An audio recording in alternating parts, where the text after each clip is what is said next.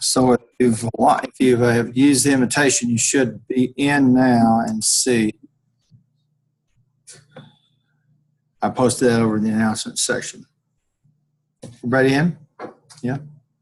Okay. I had some people in the first section telling me they couldn't get files to upload, and the same thing here.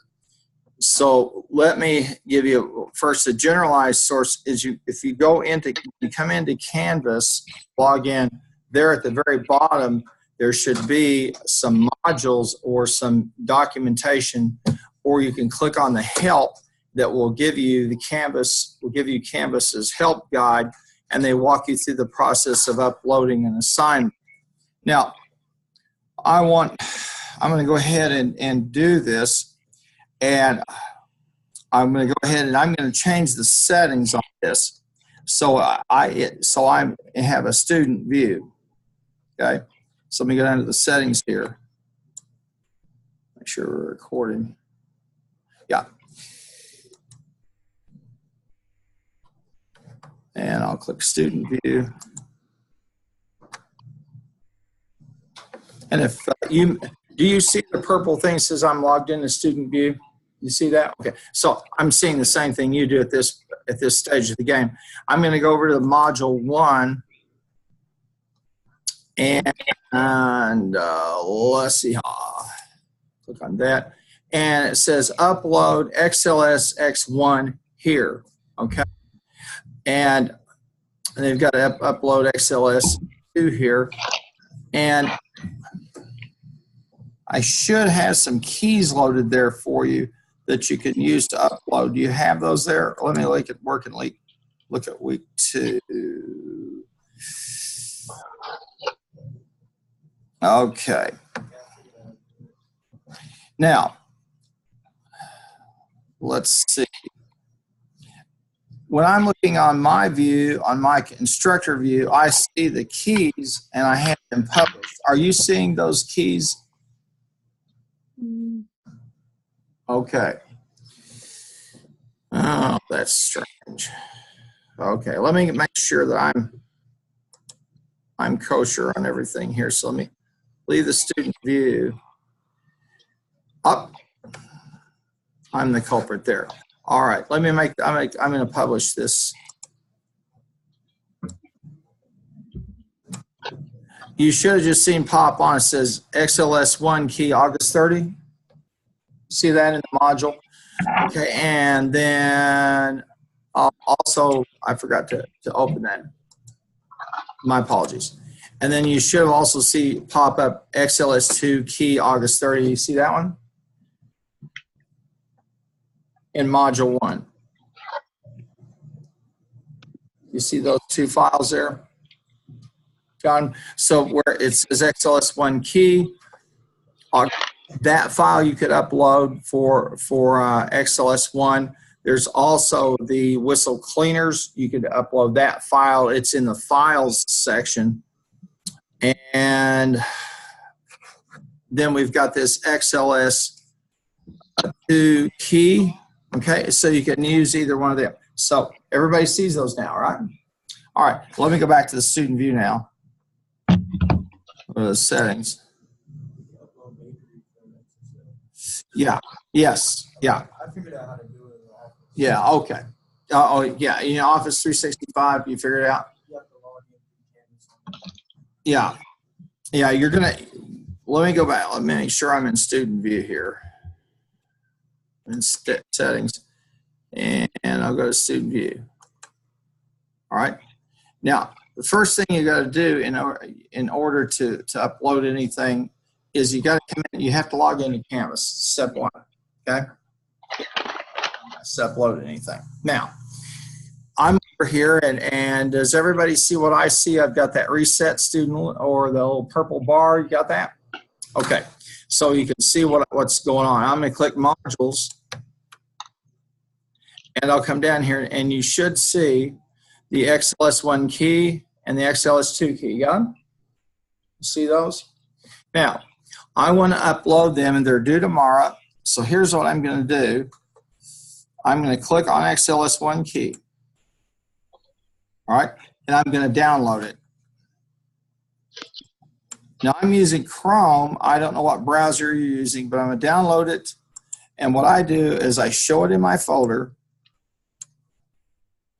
Okay. So if you're in a different browser, your download will be a bit different.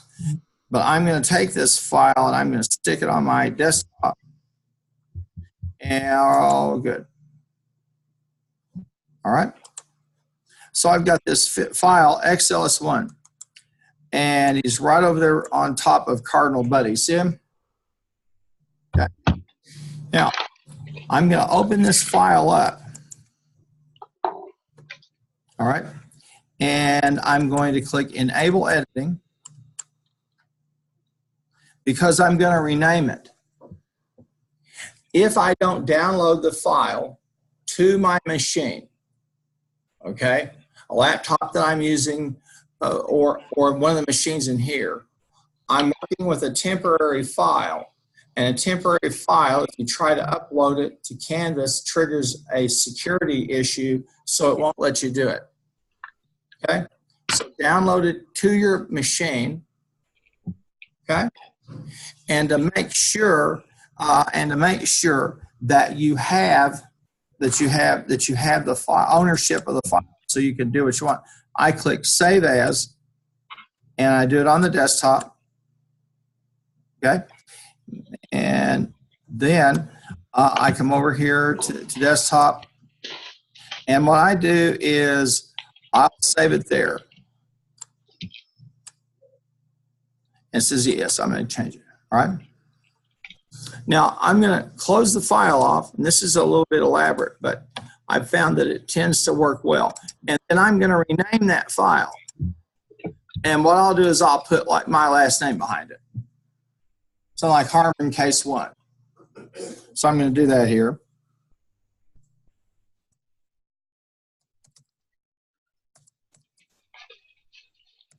Got it? So here's what I've done is I've downloaded the file to my machine. So it's no longer a temporary file. I've changed its identity by changing its name. So it should work now for me to be able to upload it to Canvas. Now, if you're working on 360, if you're in 360, you may have a couple of more steps, but it's the same principle. You have to have ownership of the file. That is, it's got to be down on your machine before, well, I mean, Canvas won't take a temporary file. That's all there's to it. So I'm here in my view, all right, and I'm going to click on modules. Does everybody still have the view I have? You see this, the purple thing, all that? Yes? Okay. And I'm going to click Upload XLS1 here. All right. Now, I can do the Submit Assignment up here, but I would recommend, okay, click Submit Assignment, excuse me. And then come down and you're going to see File Upload or Office 365. You got it? Now I have the file on my desktop, so I'm going to choose the file. Okay? And I'll go to my desktop and I'm going to find it.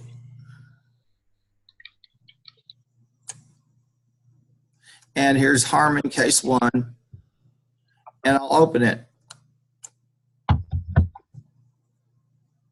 And then I'll click Submit Assignment. Now you'll note that right under it, if I want to add another file, I can.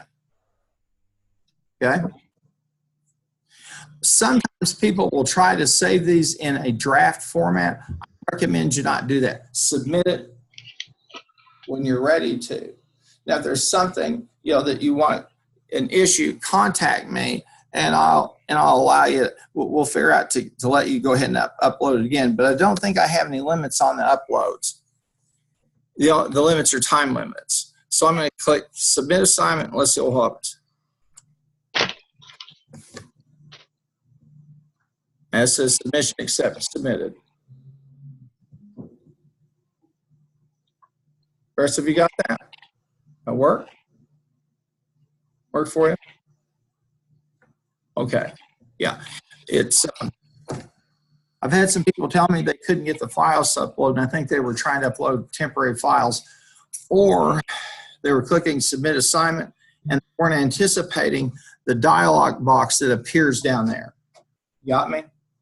Where it says, you know, file uploader 365. Did you get yours uploaded? Very good.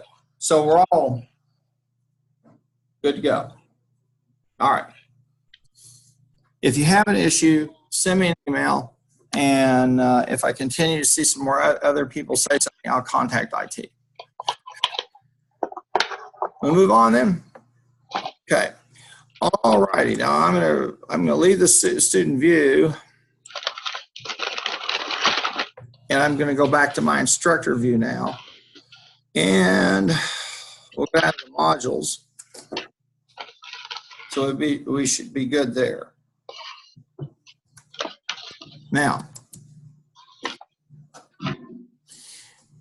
very quickly, I went through some resources to try to put the course a little bit into perspective. I'm not going to spend a tremendous amount of time going through that, but I do want to again remind you of what those are and just a sense of what we're trying to get accomplished here. The key thing for us that companies are getting more and more data all of the time, and to handle that data, they have to be able to convert it into information, because data is just stuff, and information is actionable data, something I can do something about. And then take that, and instead of conveying it in tables, use some type of visual tool, a chart, a bar chart, a graph, a line chart that will tell a story, that will communicate what the data are trying to tell us, okay? Now, I've got this article by this man, Anscombe, back from 1973, and this is an article up here in the American Statistician. In 1973, we were just starting to build spreadsheets, and we were just getting the ability to handle large sets of data pretty easily. Now, we were not at the point where we had what we call a graphic user interface like you're looking at. Everybody was doing their computation at what we call DOS level. And you dial into DOS, and you go into DOS, and then you go find the stat pack that you're using, and you put in the data. There's a lot of programming. So you look at today, like in Excel with all the visual cues, the icons on stuff, it's like a miracle. And it's intended to make it easier for you to take data and crunch numbers, look for patterns, and then display them in an effective way. Now, what he says here in this article is that basically the capacity to process data was outstripping our ability to understand it. And nothing has changed from that. And the quartet, and we talked about that last time we met, was where we had 4 sets of data that all had the same summary statistics: average, mode, median, standard deviation. But when we charted them, they looked dramatically different. Okay? So a key part of this course, and that's why you have the Stephen Few text, which is the gold standard in the text of show me the numbers. And as you're starting to read through it, it should dawn on you that, you know, I can use graphs and figures and visual tools and really not communicate properly, or fudge, or I can communicate the stories properly, okay?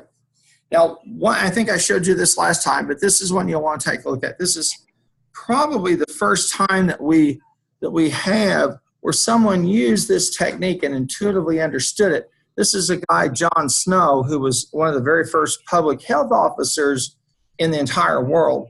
And there was a cholera outbreak in London. Now, in those days, what Anscombe did was, in those days, here's how it worked. in most of the city, you went to a water fountain, which is really nothing though than the big pipe, and you turn the thing on and give you a blast of water, and you take 8 buckets for your water for the day. Most people didn't have indoor plumbing, so if you took a trip to some parts of London, you had better have your best moves, and you had better have the ability to sense if there's anything in the air coming towards you, because people above would just simply, well, you get the trip. So pollution problems, boy, did they have them. And on top of that, I think 50 to 75,000 horses, they can make their presence felt quite well. So cholera was a big fear of people, and they had a cholera outbreak. Now here's what Snow did. He took a map of London and he began to put check marks in every household where people were diagnosed as having cholera. And pretty soon the data and that visualization began to show them the epicenter of that problem, and and identified a pump that was contaminated. And this is the very first time I saw someone use this. Okay, today it's almost second nature for us. For example, this census data visualization gallery, boy, you go in and look at that stuff, you go, wow. And so, and then I've got the ArcGIS gallery, and I cannot emphasize to you enough that a key part of what we're about is how can I recognize patterns? Okay, let me give you an analogy out of sports. A quarterback, regardless of the pro or the college level, has to come to the line and look at the alignment of the defensive players and figure out, okay, what's going to happen. And as those defensive move, shuffle, and this and that, he has to say, okay, if I'm going to throw, am I throwing into man-to-man coverage, or am I throwing into a zone? If I have man-to-man coverage, where do I have an advantage? Someone's taller, bigger, etc. But somebody like Tom Brady processes all of this in about 4 seconds, okay? And that's why he is who he is. Then you've got guys like the kid at Kansas City that throws the ball sideways and improvises and does all that stuff. When he's taken enough beatings, he'll learn how to recover just much better. And you figure out who's going to come. It's the same thing in pitching. The greatest hitters of all time was a man named Stan Musial. And Stan Musial said that when he was really in the zone, which this is fantastic, he could see the seams of the ball, and seeing the rotation of those seams, he knew what kind of pitch was coming. That's unbelievable. But Stan the man, he did pretty well. Pretty well. So pattern recognition is very, very important. And that's what we're trying to help you be able to see patterns in data. There's another piece here, and if you take a look at that PDF there we looked at real quickly, business data roles. If you look over on this one column, and you'll be able to go ahead and bring up the side so you can take a look at it better. You'll see that these are skills that employers want you to possess. And so what we've said is, okay, we're going to try to get you where you feel very comfortable working with a spreadsheet, understanding Excel, because if you do, then you pretty much understand 95% of all spreadsheet applications are out there. If you understand database, like Access, you'll understand what a database can do for you, what it can't do. And today, then, you'll leave, and most business students can work very, very well with spreadsheets. Few of them really understand databases and how powerful they are. And what's happening is we're seeing more and more of people are developing these tools, and they're merging them into one. Tableau is a good example. MicroStrategy is another example where they incorporate not only database, the ability to use it like a database, but also they've also included mapping capabilities. Excel remains the gold standard of spreadsheets. And there are 2 things in Excel that make it highly powerful. One is the application called the pivot table. where I can take data and I can see them in more than what we call a flat screen. Got me covered? You understand? I can look at it from whole sets of different perspectives, and we'll see that as we go through that case. And the other is the random functions. With random, I can simulate events, I can simulate operations, etc. So that's an important resource there for you to take a look at. I think it would be well worth it.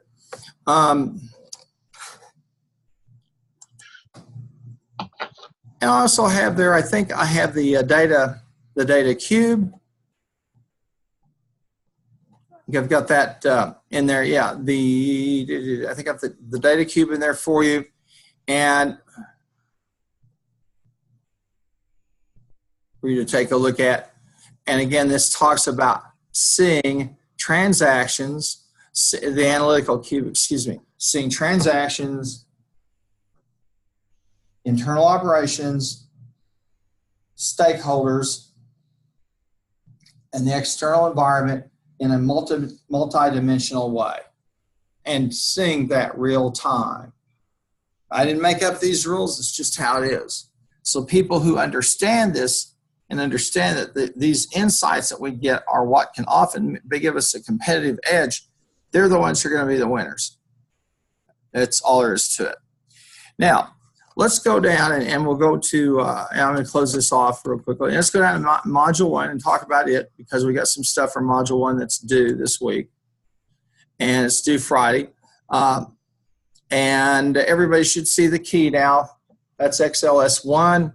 And we've got the XLS2 key. You can see it as well.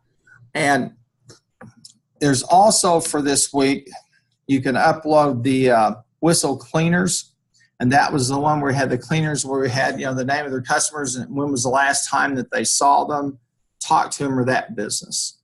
Okay, so that one you could upload. There's one other that I don't have here, but it is in the files. So let's go over to files for a minute. Okay, and I want to take a look at Athena. And in fact, I have one. It's called Athena. Athena A Harmon Case 1. Okay, this is one of these files, a case file I've tweaked and worked with and played with over the years. But it also shows us an important business important business principle. And so let's download that. Okay, and I'm going to put it there on my desktop. So some of these files are Winston book, from the Excel book, and I think it's Winston. And you can see step by step how they did it.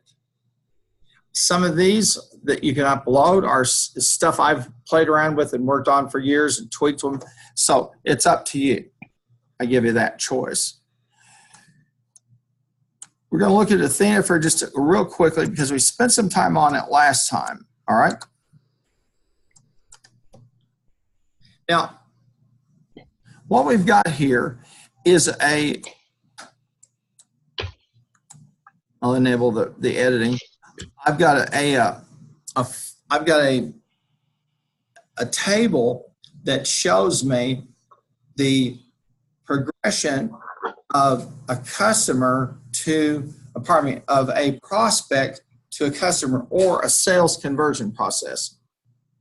If you look over there, let's take a look about how this thing's designed. First of all, I've got some nice headings around it. I frame it. And so I want to frame that so I start to lead the reader or the end user through the process.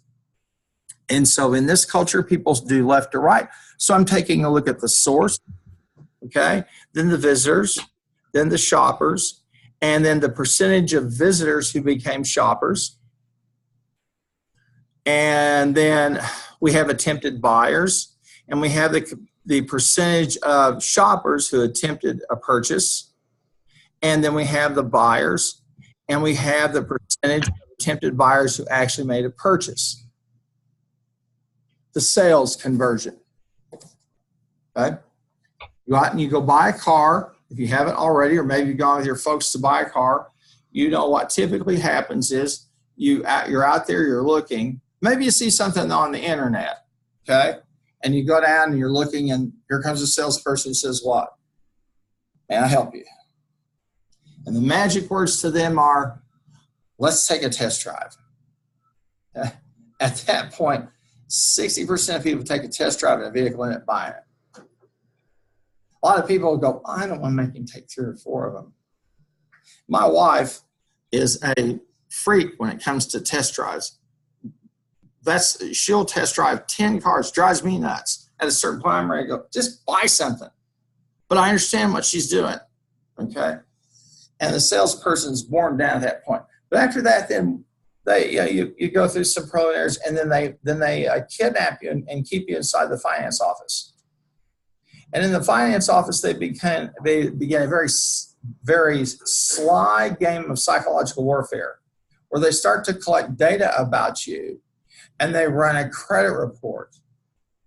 And this is a process called qualifying the buyer to make the buyer nervous. And you might walk in platinum, and they'll say things that'll make you think, well, maybe something's wrong.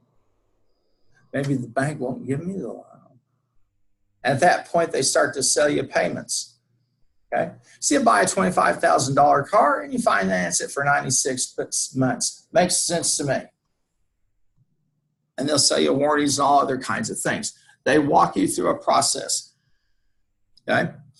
But this walks us through, these folks have a website, and we're saying, okay, where do these people come from? And then we see this process as people visit the website and they exhibit particular behaviors to the point where they actually make a purchase.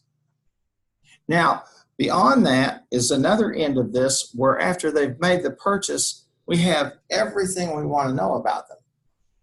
We've got their credit card data. We know where they bank because we get the bank routing numbers. We got a security number. We've got their name, their address, all this stuff, because we have to ship it, right? So now I have a customer profile, and that's a whole other piece of this. But just this first piece here, we see them as they're converted from each step of the way. Now, when I come down, and I'm going to look at the very bottom, and I'm going to look at the totals. Okay? Now, I had 2,300 people visit my site. I had 129 people purchasing something. And so about 6% of the people who visited my site, I've got that there, my website, actually made a purchase. If I need to make 400 sales, does that mean I need to have about 2.5 times as many visitors as to produce that number of buyers? Okay. This is where when people who are into digital marketing can help you or kill you, depending on how good they are and what they know. Because they may be able to tell you, well, you could add another site on here, and here's so-and-so. They might add the traffic you need. Or how do I get more traffic from these sites? Or am I maxed out? Or what's happening when these people who are shoppers, visitors, why don't they become shoppers? How do we get that up, that percentage? So now we have data.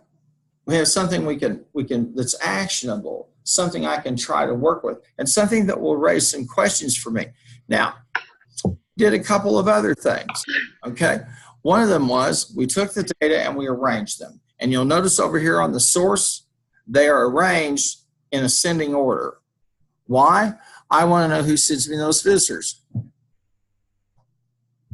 That makes sense? Of course it does. Then I did something, I used the conditional formatting, the green, the yellow, the red. It's pretty simplistic. I didn't build this gigantic chart or anything. I just created a color chart that I intuitively know green is good, yellow is caution, and red is bad. Just like a stop signal. So my eyes start to look at this. I say, is there a pattern? Is there a connection between the number of visitors and the buyers. And in some sense, you could say as you come down there for those few, as you come down roughly down to, I guess maybe Nordstrom's, Saks, you've got the dark green ones, and then you have a light green one. A bit of a pattern, but nothing really striking. You with me? Yeah. Now you start to see the data. And you have a sense of what you're looking at, and things are actionable. Now, the last two columns over there, I put those into a frame, and notice all the way up there I had in those cells B10 down to G22, I had all borders. And then to frame the last two columns, I just put one border. Now I did that for a reason, to set it off from all the other data. So someone says, oh, that's summary data or it's process data. You with me? Now, one of these days, you'll get a spreadsheet from your boss, or you'll be running the company and your employees will bring you a spreadsheet or something of this ilk, and they'll throw this on you and you'll say, okay, we got to make sense of this. Well, if you can't afford to get more traffic, or is there something, say, for example, if you're subscribed to participating in Google AdSense, is there something wrong in our search engine optimization? Are we not tagging ourselves correctly? Here's the deal that Google AdSense, what a racket. Why didn't I think of that? Okay, first of all, the people who come up, say the first 150 people in Google, pay for the privilege of coming up there, because Google evaluates your site to see if you really are what you say you are. Okay? And they look at tags. So you pay them. Then Google turns around and says to the people who advertise at those sites, these are the top sites. If you want to sell your junk, you got to pay us to get you placed. Because when you go into business, they become basically your partner, and they will bring the advertisers to you. What a racket. So if they change the rules, a lot of small e-tailers can get crunched badly if they're not careful about balancing those two things off. But in general, I would want to understand this process. Now, there's some other questions I could have is, all right, the visitors who purchased, how does that compare to versus my competitors? Is there an industry number that tells me I can put this into perspective?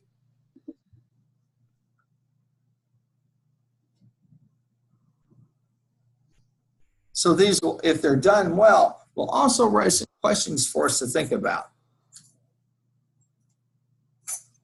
Does that make sense? So we're always trying to look for patterns. We're in the business of pattern recognition as much as anything. So this Athena case, Athena Beauty, they're a beauty supply company. They sell that stuff. And again, it looks like a fairly simplistic, benign table of data, but inside there is all kinds of insights that we can look at.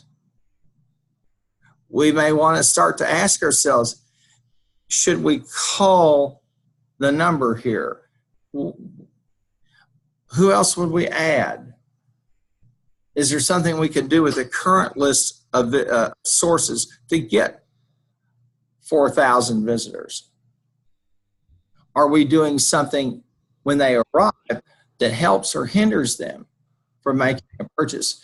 And you know how tentative that is. I bet like me, you've bought stuff online, you've tried to buy stuff online, and you go and you put the stuff in the cart, and then you go back there. or it's confusing in terms of the instructions, or who knows what. And if you've been there and you've had that experience, you're frustrated, you go, forget it, I'll buy it. Or like me, you've done a search for something, a product, and it'll say, yeah, we sell them, and then you get there and they don't sell it. You had that experience? Not a good one. That's when you ought to be writing them up and say, these guys are lying to us. So Athena Beauty is one that gives you a nice piece to look at. Now, I'm going to close this off, right?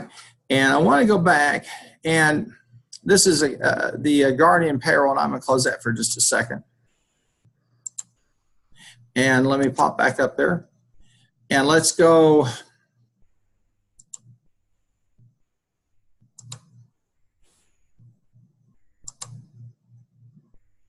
And I'll close that off there. Okay.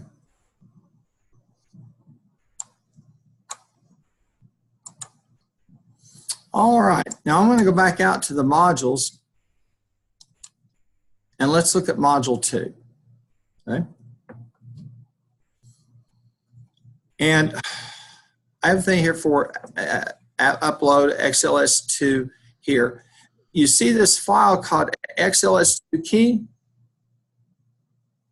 Let's download it.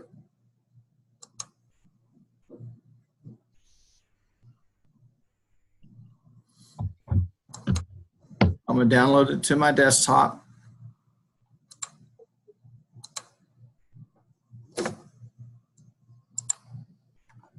And I'm going to throw it over here. Over there, and we're good to go. Now I'm going to open it up.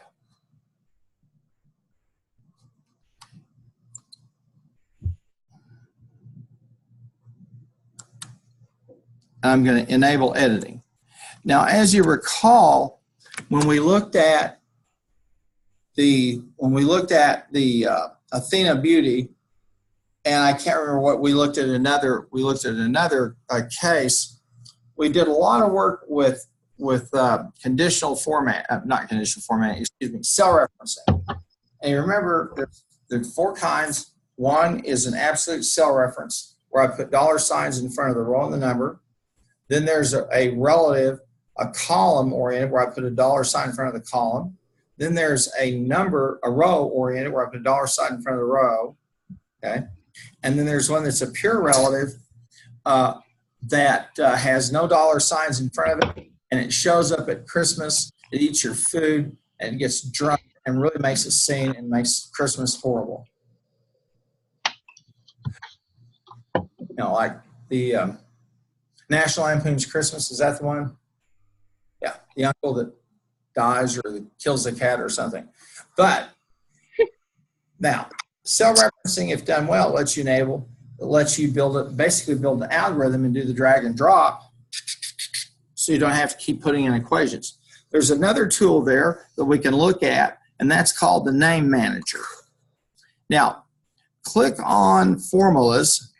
See those? There are formulas. And if you go over there and define names, you'll see a thing called the name manager. All right? Anybody use the name manager? Good, super. So there's no big discovery here. The name manager is simply a way for you to take a cell or a set of cells and apply a name to it, so that you have a name in English, not a name in cell reference. The machine understands cell references. You like words in human speak, so we do the human speak. So if we click on the name manager here, let's take a look at it for a minute, and it will show you I've got a couple of names here. One is called hours, and the other is called wages. Yes? This is the other file we did on Tuesday. Okay. Yeah, I just want to make sure we're going to run, just to review it. Yeah, I think we did it on Tuesday, and I just want to make sure that we revisit it just real quick. Okay? So thank you. But, and when was Tuesday? Well, it was before Wednesday, wasn't it? All right. But quickly, what we're able to do is declare these as variables, and notice down here we can do operations with these. right?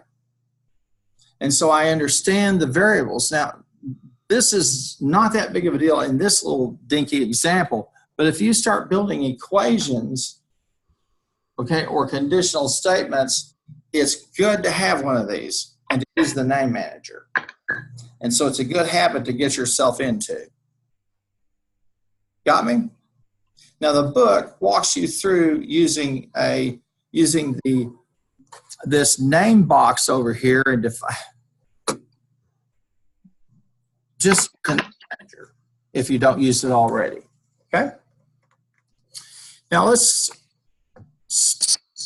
close this jewel off and we'll go down and so we've looked at a couple of files that we can upload for two. Let's go to the modules section.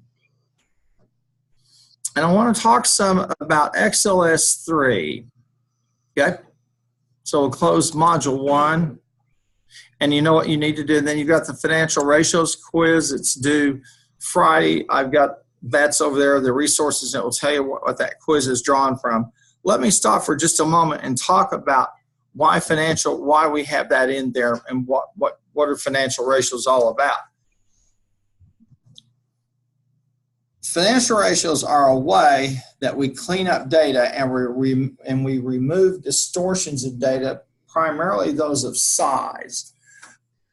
Ratio data are pure data. So when we use a ratio, we get a true picture of the relationship of two things. So I can take a company that has $1 billion of sales, all right? And a 5% increase for them or 10% increase for them in sales is going to be how much? It's going to be $100 million. A $100 million company with a 10% increase in sales is talking about $10 million. The percentages are the same, but the raw numbers are completely different. So if we're past looking at the differences in raw numbers, and we want to look at the ratio, we want to look at them in relation to each other, we can do so using accounting ratios. And I've got an article in there about a short history of accounting ratios and how they were developed. But they scrub the data for us. Now, the nice thing about accounting ratios is that we can use them to compare a company versus its competitors and then against the whole industry. So you can see, for example, current assets. Current assets is, do I have the money to pay my bills? Current assets, though, is not as simplistic as it appears because it's cash plus what we call near cash. It's inventory and it's receivables. Inventory I can sell. Receivables I can sell. Now I'm not guaranteed I'm going to get $1. I'll never get $1 per dollar for those, but we go ahead and include that in the current ratio. And we look at that versus our current liabilities and say how well positioned are we to pay our current debts. A more stringent is called the quick ratio. It's also known as the banker's ratio. And that is where I take only cash and cash convertibles like bonds, stocks that I can liquidate in 1 year or less. And I look at that versus current liabilities. Would I care? Well, if I don't have cash on hand, I can't exploit opportunities. If I don't have cash on hand, I may not be able to pay my bills. And people may not like me if I don't pay my bills. So the accounting ratios help us put into perspective a company's performance. And we're looking at some things like their liquidity. That's the current ratio. Current ratio is a good example. Their debt to assets. How much do I owe versus the assets I have to cover them? Okay. Profitability ratios. For every dollar I spend, how much profit do I get?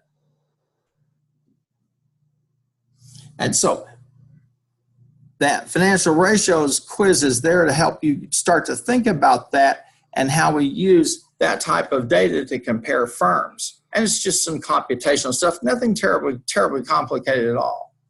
But it can give us a picture. And you need to be thinking about those. The other is it gives us occasion to talk about something quite important, and it's this. The accounting equation is assets equals liabilities plus owner's equity. Think about that for a moment.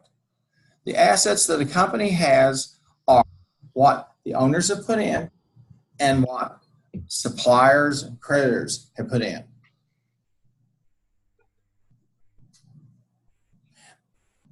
What that implies is there's a moral connotation there, and that is the assets of the company belong to the people who put those assets in that company. It doesn't belong to management. It doesn't belong to the shareholder, to the board. It's not an ATM machine. My generation has failed you greatly because we got imbued with this notion that the reason a company exists is to produce wealth for its shareholders. And we have forgotten that the reason a company exists is because it supplies and meets the needs of the people who live in its society. That's the only reason for a company to exist. And we get these distortions. One of them right now is a very, very bad trend, and that is companies hoarding cash, making records amount of profits and hoarding their cash, and then buying back their stock. When they do, the stock price goes up and we're all happy. But we didn't put any money into new products. We didn't give employees a raise. We didn't improve their health care. We did anything to make them more productive. We passed on some projects that we might have needed, but everybody got a good payday. It is one of the worst things happening right now, because what's going on is we're basically not saving or investing in the future. And you'll see the Wall Street Journal, the New York Times, LA Times, all of the financial journals are all over this because it's become so pronounced. It's really distorting our economy. And one of the key distortions is this issue of income inequality. Okay? The problem with what we have happening now is if I'm a billionaire and I get tax cuts and I get $300 million in tax cuts, what am I going to do with it? Well, I'll probably just stick it in another account and it'll sit. These are not productive earnings. In the old days when rich people made money, they either gave it to a foundation or they said, okay, well, let's modernize the plant. Let's find some new markets to enter. Let's actively use this money in improving the business. That seems to have been forgotten by people. And that's not good. So when you get there, and many of you will, I hope all of you, remember why a company's there. And it's all in that accounting equation. It's almost a very biblical thing. When you think about it, if you're a believer, the sum total product of who you are is what? The Lord's death for you to atone for your sins, the Lord's investment in you in your life as you live your life on your journey, and those liabilities that you brought along with you that he took care of, but are there, and he will work through those. Something to think about. Food for thought. Well, we got about 30 more minutes, so we want to take a look at Guardian Payroll. Next week, XLS3 is due. I'm going to go ahead and let me see a check right here. I'm going to publish it, key XLS3. Everybody see that? To pop up for you? Should be there in week 2. Okay, good. Now, let's look at XLS Guardian 3 because this is an excellent example of a spreadsheet. It's a zip file, so let's download it.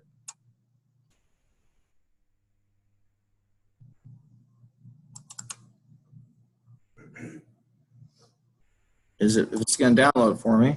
There it is. All right. And I'm going to diminish my browser for a moment. And I'm going to open it up. And you're going to see two files in there. One is a Word file. Now let's put it on the desktop. And the second is a Guardian Complete with rolling FICA. Since I've already done this, I'm getting these replacement things. So I'll close this off, okay? Now I have some explanation over here in the Word file, okay, that deals with Guardian, but I want to go ahead and open it up so we can see how it's put together and how it's instructed. So let me look through all my files I've got here and find Guardian. And there's the resources. I've got it on my desktop. Here it is, Guardian Complete. Now, if you can make this from scratch, I'll let you teach the course. Okay? I don't expect you to do this from scratch, but I do want to let you see a really, really super example of a spreadsheet, because it's pretty much, it's an excellent piece of work here. Okay? This is a payroll ledger. Now, it also, there's a lesson here. Remember when I asked my dad, I said, how does it feel to work for yourself? He said, well, I work for my employees, my customers, and Uncle Sam, and then I get paid. And I laughed, but it was true. When you go out and you get a job, think about the investment they're making in you. They're going to pay you retirement, maybe. They're going to give you health care if it's a good company. They're going to give you other types of fringe benefits. So they're investing in you far more than just your salary. And you need to think about that, especially with health care. Health care is a tremendous benefit to have. So as you go out and you look for jobs, if you have to trade a little bit off on salary for good health care, take health care every time. You never know. You're young, and I understand. You do believe you're immortal. You are not. In the blink of an eye, you'll be an old geezer like me, telling young people, I remember when. Okay. I'm kind of a crusty old geezer too, but that's all right. That's one of my endearing qualities. Maybe, maybe not. My wife hasn't smothered me in my sleep yet, so, but if there's a few weeks or two you don't see me, call at First Baptist Church Moore. That's where she works, and if she's not there, something's happening. So you never know. All right, let's look at this here thing. First of all, you'll see I've got some notations in it. And if you see me, if I ever friend you on Facebook and you see me checking in at First Baptist Church Moore on Sunday mornings, yes, I'm there. I'm not in the parking lot in my jammies with a bottle of wine and a day-old pizza. I'm actually at church. I've been accused of faking that. It's not true. I believe that we grow by sufferings, which is why I love going to church mornings. Okay, we've got some notations here, and I identify some of the pieces of this puzzle and what each of these represent. I give you the cell references, and then on the left-hand side, I give you the assumptions. Now, notice I have it nicely colored, and I have it set up so your eye will go left to right, and I show you the assumptions for each of these. Now, the nice thing about the assumptions area is that it plugs in to the rest of the spreadsheet. So if something changes, okay, then we're good to go. For example, Oklahoma's turnaround has begun. Did you know that? Governor Stitt, he's turning us around. He's going to fix us. He's done a takeover and a turnaround's begun. He's going to give the teachers a $1,500 pay raise. Legislature will say no. And I'll bet you at the end of 4 years, the roads in this state will be as smooth as glass. What do you think? You seem skeptical. You don't believe what he's saying to you? Shame on you. You didn't go to his prayer service before he was inaugurated. Mm-hmm. Now, you know, 1 round teaspoon, 5 cinnamon with that's 8 between me and the Lord. But of water of your favorite. we've got these assumptions built in. When I make statements, I'm just teasing. Immediately after you work out You'd be surprised for best results. what my affiliations are.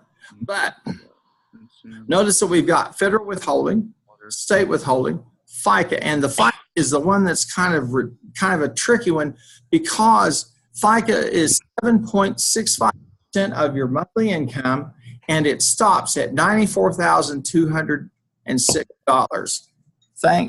$200. Thank goodness. I'll tell you what, I get tired of having FICA taken out of my check. Whew, man. Now, if I'm making $100,000 a year, do I feel that 7.65% very much? No. If I'm making $50,000, do I feel it?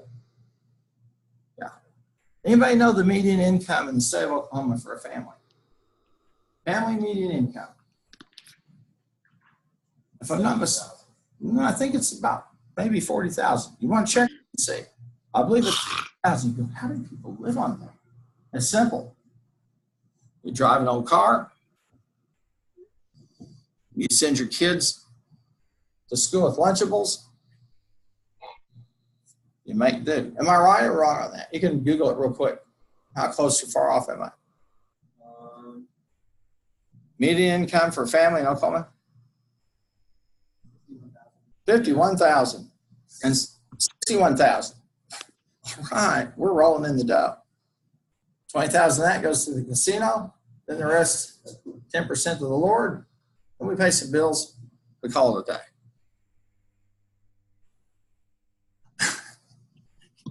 Some of you look astounded like you think my family budgeting is not working. Okay, whatever.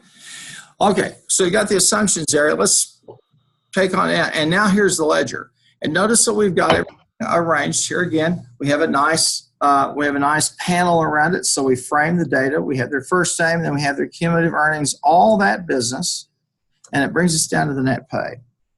Now the FICA is the part of this that's tricky because the FICA is taking out a percentage per month, 7.165%, and there's a cap on it, $94,200. So as we go through the month by month, when we hit the cap, then we stop. Now there are going to be some people, because of what they make, who will pay their FICA early. Other people will pay their FICA late comparatively. And we'll go over here and let's look at the FICA, click on it, and here we use a cell reference equal E39. Let's come down to E39. Now notice I've done something else here. I have all kinds of verbiage. Why? Well, I think I'm at pre-Alzheimer's and I need to remember what's here. Or number two, if I'm in the middle of a presentation and I'm a little nervous, then I've got it here to rely on. It's like, a little cheat sheet or notes. You don't ever want to do a presentation or someone asks you a question and you go,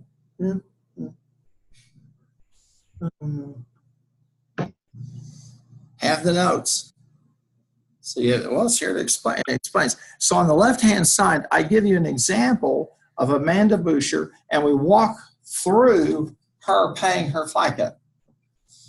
And we just roll it through month by month. And then over on the right-hand side, I give you the formula in cell E39 in English. What are we doing here? And it uses some things. It uses if and.